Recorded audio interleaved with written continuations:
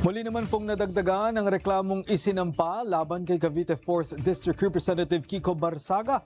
Ito'y kaugnay pa rin sa mga alegasyong ipinakakalat nito na wala namang matibay na basehan. Si Faith Santiago, una sa Balita Live. Faith?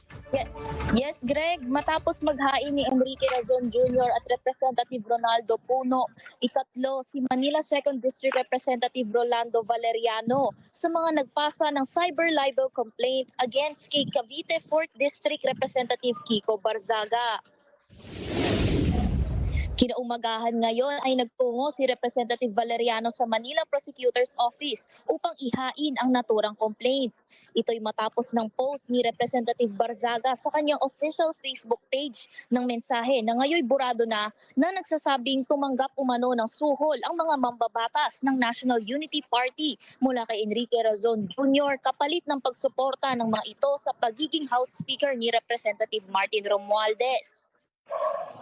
Pinagbulaan ni Representative Valeriano ang aligasyon dahil umano sa katotohanan na walang kalaban noon sa eleksyon si Speaker Martin Romualdez upang tumahak pa sa ganoong hakbangin. Gayon din ang pagkawalang kinalaman ni Razon sa politika maliban sa paminsan-minsan nitong suporta sa NUP. Mariing rin itinanggi ni Representative Valeriano na siya ay nakatanggap ng kahit anong halaga upang suportahan si Representative Romualdez. At any rate sa akin, wala. Zero. Wala. Never na akong binigyan ng pera ni Mr. Enrique Razon para suportahan si Martin Romualdez. Mababatid ding na unang magpasa ng dalawang count ng cyber libel complaint si Enrique Razon Jr. Sumunod ay si NUP Chairperson Representative Ronaldo Puno.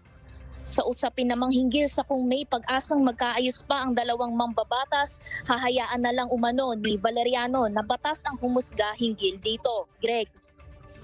Faith, pahabol lamang na tanong, no? Bukod dito sa cyber libel complaint, mayroon na rin bang plano kung maghahain na ng panibagong ethics complaint sina Representative Valeriano at Deputy Speaker Puno laban dito kay Representative Barzaga? Greg, sa ngayon ay wala pa. Ngunit ayon din kay Representative Valeriano ay isa sa kanyang panawagan ang madagdagan ang magsampa ng reklamo lalo na daw ay sa kanyang mga kapwa mambabatas dahil sa patuloy na kumakalat na aligasyong walang batayan na nag-ugat kay Barzaga.